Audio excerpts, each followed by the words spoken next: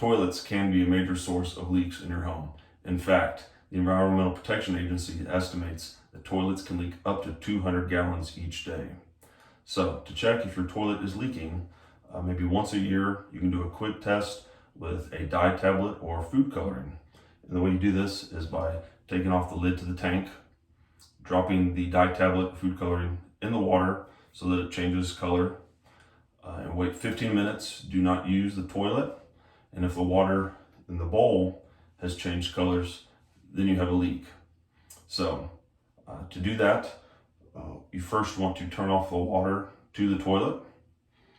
And then if you have a rubber flapper like this, you simply disconnect the chain from the flapper arm and push these off, remove it, just replace a new one.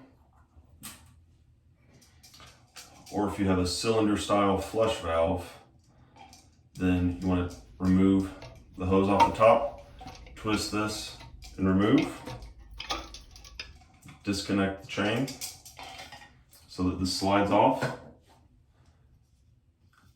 and this rubber piece is what you need to replace.